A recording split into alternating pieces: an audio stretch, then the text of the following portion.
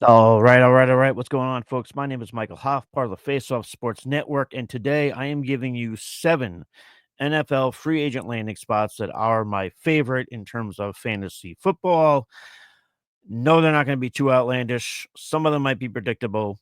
We'll have a good time along the way and we'll provide you some info. I will just tell you, feel free to like and subscribe to get all of our content throughout this off season. We're going to be rolling all off season long. Let's get into the first player here. We'll go quarterback here.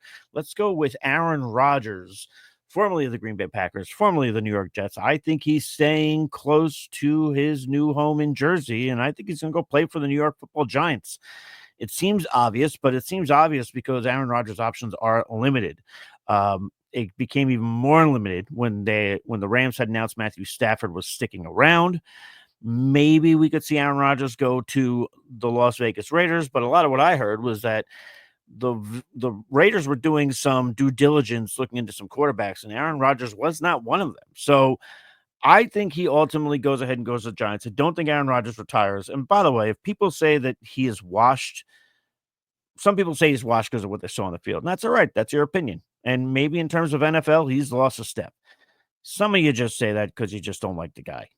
We can't change that. What I can tell you, what cannot be disputed, is in terms of fantasy football, the New York Football Jets last year were the only team in the league to have 2 wide receivers inside the top 12 in scoring.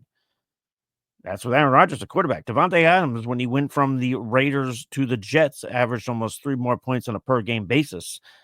And then you have Malik Neighbors. Malik Neighbors last year finished as a wide receiver 6. Now you're going to tell me if you want to, you can not like Aaron Rodgers, that's fine. But the one thing you cannot dispute is he is a clear upgrade over Daniel Jones, Drew Lock, Tommy DeVito. Those were all quarterbacks throwing the ball to Malik Neighbors when he finished as a wide receiver 6. And oh, by the way, did not play in a full season because you remember he got that concussion against the Seahawks. So I think this is a prime opportunity for Aaron Rodgers to step in here.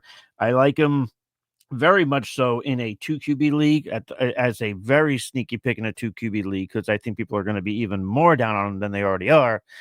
He's going to finish right where he did last year if he's with the New York Giants in that 13 to 15 range. I like him a lot there. I think some guys are going to drop out of that top 12. Some guys are going to leapfrog Rodgers to get into the top 12. One thing I will say, I know I mentioned Davante Adams averaging 3 more points on a per game basis. That's all well and good, but I do not think Davante Adams will follow Aaron Rodgers to the Giants. I think this is where they go their separate ways yet again. Where do I think Davante Adams goes? I believe in the stories that he wants to go to the West Coast. I think Davante Adams is going to the San Francisco 49ers. My honorable mention here as to where else Davante Adams could end up. There's several teams, but I do like the Buffalo Bills clearly. Um, I do believe in the idea that he could go back to Green Bay. There were some betting odds that actually had the Broncos favored to land Davante Adams, which I thought was interesting. We'll find out next week as the league tampering, might as well just call a free agency opens up. But Davante Adams for the 49ers here. And listen, the 49ers are going to take a cap hit over that trade of Deebo Samuel, but it's not anything that's going to hamstring them from bringing in a wide receiver, especially a wide receiver like Davante Adams that they're going to give a low number of years on. Listen, they can give the 32-year-old Adams maybe a year, maybe 2.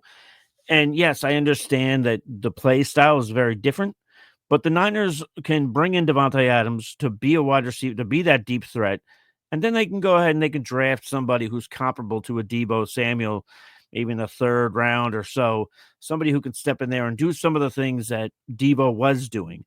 In terms of Adams, I already mentioned it. He finished as a top 12 wide receiver last year.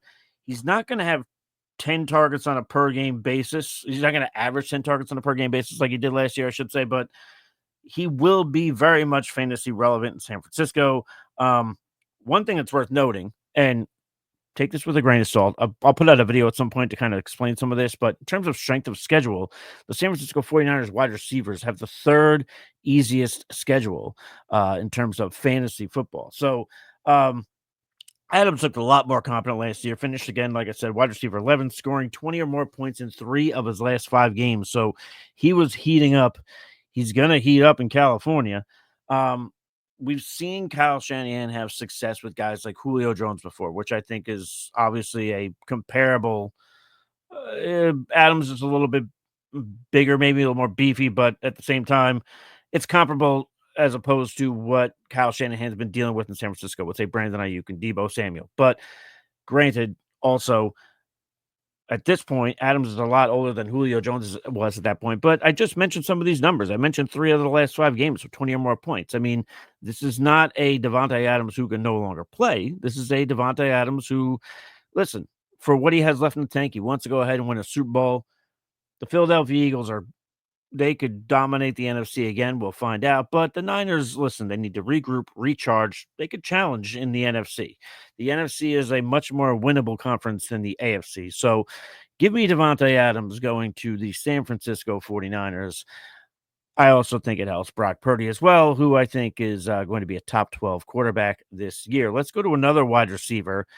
And speaking of Brandon Ayuk, who I mentioned earlier, the Pittsburgh Steelers are going through, their fans are going through another offseason where they're being teased with, oh, will the 49ers trade Brandon Ayuk? Will he become a Pittsburgh Steeler? No, he will not, but you know who will.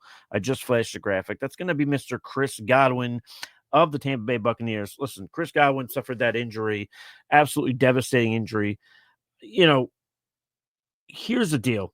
As long as he's in the slot, I think he's going to produce. They put him in the slot a lot last year, and in those 7 games, he had 1 game with 30 or more points scored, 3 games with 20 or more points scored, and he had 10 or more points scored in all 7 of the games that he played, including the one he got hurt, because that was on a Monday Night Football game in which he got hurt late. I think he can, as long as Arthur Smith runs him in the slot, I think there's a clear path for Chris Godwin to produce there.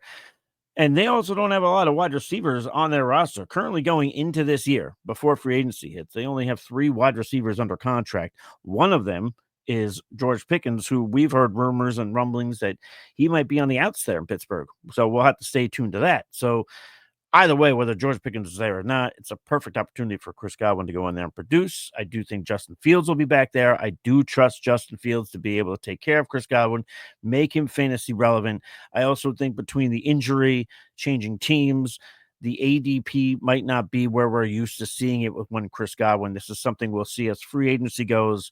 ADPs will unfold. We'll go from there. But I like this potential for a fantasy football outing here from Mr. Chris Godwin. Put him in the slot. Watch him go. So that's my pick. George Pickens. George Pickens. No, George Pickens is out of Pittsburgh. Chris Godwin is in Pittsburgh. That is my call. Let's go to another player here. He only had 1 year in Minnesota. He did pretty well, though. That's Mr. Aaron Jones. We'll do some running backs here. I've got 2 running backs going to the AFC West. We'll start off with Mr. Aaron Jones. And listen, Alexander Madison and Amir Abdullah are both out in Las Vegas. I think it's a perfect opportunity for Aaron Jones, who I still think that he has enough left in the tank to be somebody who could dominate carries. We saw him do a lot of that last year in Minnesota, finished as the RB14. He scored 10 or more points in 76.5% of his games, and he also averaged 4.5 yards per carry. So he wasn't really losing a lot of steam, so to speak. Attempts could be there, in the 14 years that Pete Carroll was with the Seattle Seahawks, they were in the top 3 in rushing attempts on a per game basis 6 times.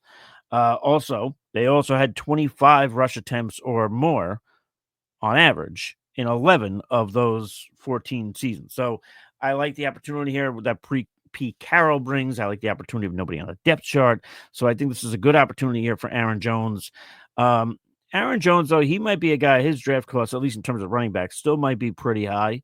You're not drafting him in the first or second round, clearly, but he will be. I think if he goes to the Raiders, he will be higher than some people think in terms of ADP. But I like this landing spot quite a bit.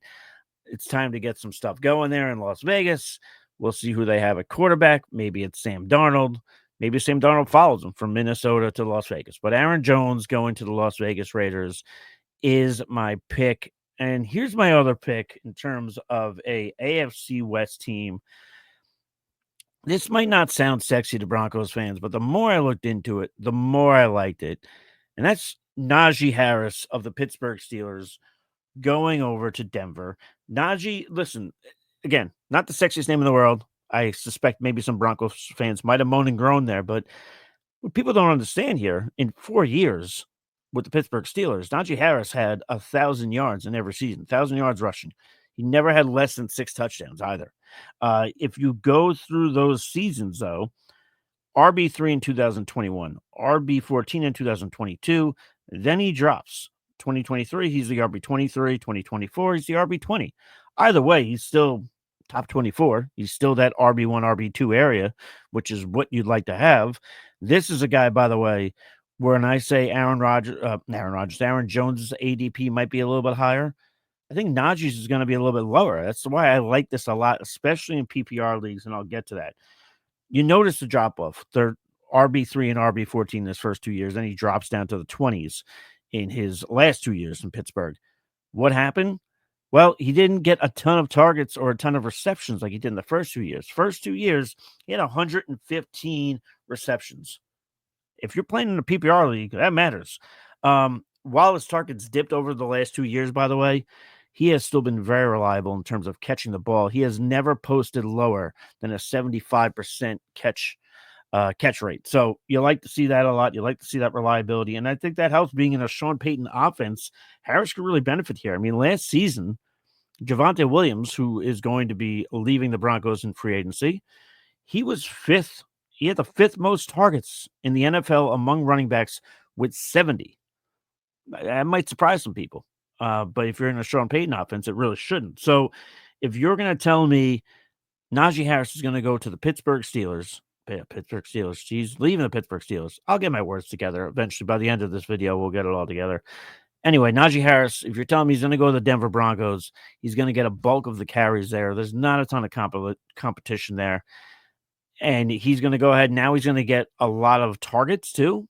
That sells me in PPR leagues. So I am all over Najee Harris here if he lands with the Denver Broncos. Sign me up. I think whatever running back goes to the Denver Broncos is going to be a great play. But I think Najee is a little bit below the radar where we might be able to get a good ADP on him. By the way, stick with us all off season long. We're going to do a lot of ADP content as we roll into drafts in the summertime. Let's go to two more players. This one is Mr. Amari Cooper. Listen, I have him going to the Los Angeles Chargers, almost at San Diego, which would go right in line with me screwing up all my words so far. But Ladd McConkey had a great rookie season. Finished as wide receiver 13, but the Chargers are in desperate need of adding depth. I mean, they only have 4 wide receivers currently enlisted on their squad. 2 of those wide receivers, Darius Davis had 17 targets last year. Brendan Rice had none. So you don't have a lot of experience there either. You've got Ladd McConkey, obviously. You feel great about that. You got Quentin Johnson, who's good, but does get hurt from time to time. I think if you bring in Amari Cooper, and this is another player, like I mentioned, Najee Harris, you can get him at a good ADP.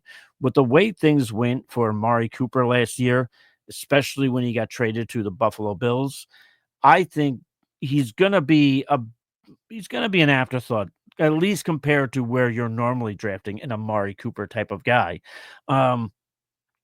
I think that there's still plenty left in the tank for Amari Cooper. He's going to be 31 in June. He's not going to require a long-term deal. And 31 when you're a wide receiver is not really a death sentence. I mean, I already mentioned Davante Adams. He's 32 years old. Finished as a top 12 wide receiver in fantasy. So do I think Amari Cooper is going to go ahead and be a top 12 wide receiver? No. But are you going to be paying the draft capital that he needs to be a top 12 wide receiver? Probably not. So give me Amari Cooper. Sign me up on that one. Let's not forget, by the way, before last year, Cooper had finished in the previous 2 years as a wide receiver 20 and a wide receiver 10. I don't think he's dead yet. I think he still has something to give in terms of fantasy football. It'll be him and Ladd McConkey battling for targets. And I think this is the obvious path. The Chargers are adding a wide receiver somewhere, whether it's via the draft or whether it's an Amari Cooper type. A lot of these wide receivers that are at the top of it are on the top of free agent lists. They're not going to command a ton of years. You know, you're talking about Cooper, you're talking about Davante Adams, you're talking about Chris Godwin coming off an injury. These guys aren't going to require a lot of years. It makes it a lot easier for a team like the Chargers to just go ahead and go take them. Chargers are also notorious for not liking to spend money. So this could work out well for them. The last player I'm going to go to Mr. Mike Gesicki. I think listen, could he go ahead and stay in Cincinnati? Of course you could. But I think he's gonna slip through the cracks because the Bengals have a very busy offseason. I think he's going to the Washington Commanders, and I like it for fantasy. I'll tell you why. Zach Ertz unexpectedly finished as the tight end 7 last year. I mean, people thought he could do well. Some people thought he would be out by the middle of the season. If you know, you know. But Zach Ertz did very well last year. Finished as a tight end 7. He had 9 games with 10 or more points. That's the first time he did that since 2021. Zach Ertz is now a free agent. I think he's going to leave. I think this is a good opportunity for the Commanders to go ahead and get younger, and they're not really going to be spending a ton. Both players probably cost around the same, I suppose. You might spend a little more for a Mike Gesicki, but you are getting a younger player. I know the Ben Sinnott dynasty people are going to hate this, but I'm sorry. I don't think Ben Sinnott is it. I think that the Commanders clearly know that they are in a win now mode. And is Mike Gesicki the best tight end in football? No. But do they need him to be? No. They got Terry McLaurin. They just traded for Deebo Samuel. They got Jaden Daniels. I think Mike Gesicki is a very talented piece that could help produce. By the way, Mike Gesicki finished as a tight end 13 last year, had a career high catch percentage of 78.3. That's 9.5% higher than he's ever posted in his entire career. So you can rely on him to catch the football. And, even if Deebo Samuel eats into the 18% target share that Zach Ertz had last year, I still think that will be more than enough for Mike Gesicki to go ahead and finish the back end of the top 12, which, if you're not buying up for, say, a Trey McBride or a George Kittle or a Brock Bowers, you can go ahead and you can wait. You can get a guy like Mike Gesicki. You can stream him for a couple of weeks. They have some nice spots in the schedule. It's not perfect for tight ends, but I like Mike Gesicki here. So those are my picks. I'm going Aaron Rodgers to the Giants, Devontae Adams to the 49ers, Chris Godwin to the Steelers. We're going to go Aaron Jones to the Raiders. One of my favorites that I didn't think would be my favorite, but it is Najee Harris going to the Denver Broncos, Amari Cooper to the Chargers, and Mike Gesicki to the Washington Commanders. Think they will all prove to be great for fantasy. Until next time, folks, stay thirsty, be kind to one another. We'll catch you guys on the flip side. Cheers.